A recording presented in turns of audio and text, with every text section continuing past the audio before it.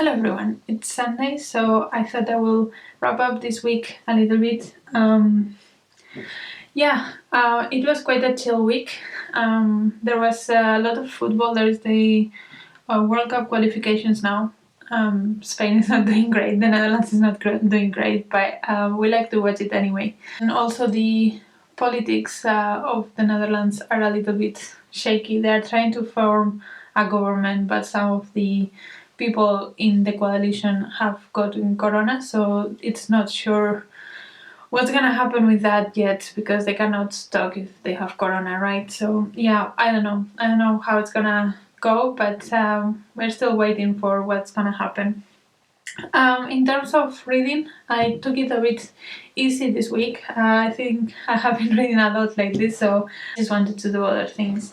The first one I finished, I talked about it last week, and it was In the Country of Men by Hisam Matar. I read this as part of my Invisible Cities project for Libya, and I had like the last 50 pages of this to read this week, and I finished it and I really liked it. It was very emotional, and it was really interesting to hear how the life was in Libya.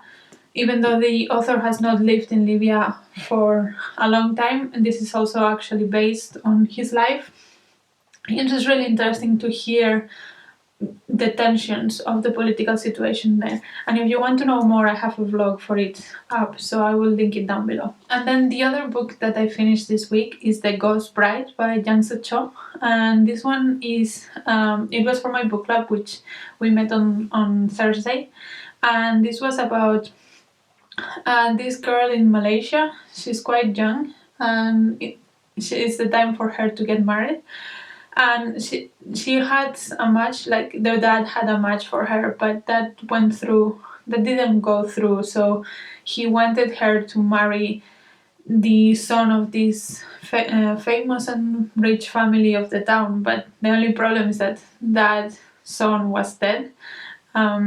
So it has a very magical realism focus in the story, because she then goes in her dreams to the land of the dead, and she meets this guy and other people around that, and it's a lot about her within the mythology. There's a lot of Malaysian and Chinese mythology in this book, but also it is a little bit of a mystery, because from the beginning we kind of get the feeling that the son was not just dead, he was murdered. So what happened with that, and who murdered him? And also there's a little bit of a love triangle, because this girl is in love with the cousin of this son that she's supposed to marry, but then at the same time she also meets afterwards this son and other people in the land of the dead, and there is quite a romantic element there that comes through quite strong. And I would say, if you liked The Night Tiger, if you read The Night Tiger and you liked it, this has a lot of similar elements. The story is different, but the mythology and the focus on mythology is similar. The romance beats are similar, so if you like that, you probably will like this. But yeah, I personally quite liked it, so I'm happy about that. So that's all I finished this week. But I am in the middle of 2 books at the moment, and I'm very close to finish both of them. The first one is The Wizard of the Crow by Ngugi Thiongo. You have seen this before, because I'm doing a read-along for it this month, and we are up to the last part. I am in page 639, so it's 130 pages left of this, so I should finish this in the next few days. And I'm really enjoying it. It's a political satire about this imaginary country in Africa, and it gives a lot of hints about how the politics there work, and I have made a video with my husband talking more about that, which I will also link down below as part of this read-along. And yeah, I'm really enjoying this, and I cannot wait to finish it, because I want to remember what happens.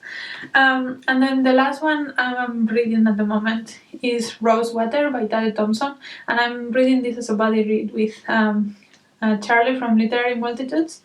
I will link her down below. I don't think she posts videos, but she's a great commenter, so I'm buddy reading this with her.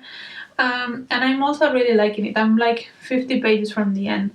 And this one, I have to say, at the beginning it was quite slow to start with. There is a lot of going back and forth in time all of the time. At the beginning was a bit jarring because we didn't really know what was going on. At some point I looked up some summaries of the story and some summaries of how the world was working, and now I understand much better how the world works, and from that point on I could enjoy it a lot more because I was a lot more into the story. And in this one we are following our protagonist Kazo, and he's a little bit of an anti-hero. He's not the best person, but he has this special ability, and the government recruits him to use that ability for their purposes. Therefore, even though he had quite a turbulent past, and we see him struggle with his past and his present, and the government manipulations and the government plots that are going on in this world. And I'm quite enjoying this. I'm really invested at the moment. It took me a while to get into it, but now I'm very invested, and I will be picking up the sequels for sure. So that's what I have been reading. Now for my plans for next week and next month, actually. I have quite a lot of plans, as you have maybe gathered from previous weekly reads or Friday reads or whatever. I am planning to participate in several prizes. The shortlist for the Dublin Literary Award was announced last week. I also have a video reacting to that if you want to see it down below. But I was planning to read the shortlist, but actually I have already read all the books in the shortlist, so that is a blank card for me. I don't have to read that anymore. And then there is the International Booker Prize, and the long list of that is going to be announced on Tuesday next week. So I will also react to that and see what I can do with that. I'm not sure how easy it will be for me to get hold of all of those books, but I will try to read at least some of them before the shortlist is announced. And then also the BookTube Prize, I think on Tuesday or Wednesday, the results for the octafinals will be announced.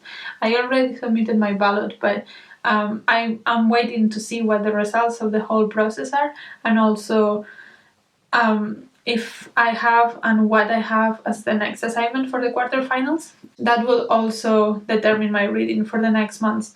And because I have so many prize reading projects, I thought that I will take it easier on the other sides of my reading. So for Invisible Cities, I have already chosen the 3 books I want to read for the next month, but what I have decided to do is to put them all in one vlog. So I'm not going to do, this month I'm not going to do 3 different vlogs for Invisible Cities. I'm just going to do one vlog because 2 of the books that I have chosen are really short. I figure it doesn't make sense for me to make different vlogs for 100-page books. So that's what I've decided to do. Also because next week and the week after I'm going to be on holidays, so I have some more time to do some dedicated reading and focus on several projects. So yeah, that's what's gonna happen with Invisible Cities. I also have a buddy read for next month that we will start on the 1st of April, and that's The Promised Land by Barack Obama. I'm reading that with Rainier from Rainier Books, which I also will link down below, and you should all check out because he's really great. And I'm really looking forward to that one. I'm really excited to read about Barack Obama's memoir. And then for my reread project, I have decided that this month I'm not going to pick a random book because, as I said, I have quite a lot of things lined up. So I decided to go for Persepolis by Marjane Satrapi. This is a comic book, so it shouldn't take me lots of time to read that, and I'm really looking forward to reread it because I have read it like probably 15-20 years ago, and I'm really looking forward to reread that and see what I think now. So yeah, that is my plan for that. And then other than that, I have a couple of books from the library still that I want to read soonish, because I think the due date for the library is in a couple of weeks, and because maybe I would want to get some books from the library for book price reading, I thought it would be nice to bring the ones I have back to the library when I do that, so I don't have to make separate appointments or anything. And yeah, other than that, I don't know, we will see what comes in the prices. I'm excited, but I'm also nervous because I like to plan my reading in advance, and obviously since the prices have not come out yet, I don't know what's gonna be in there. I hope I have read some things, but we will see if that's true. But yeah, let me know what you read this week, what you did this week, and if you have read any of the books I've talked about. And until next video, bye!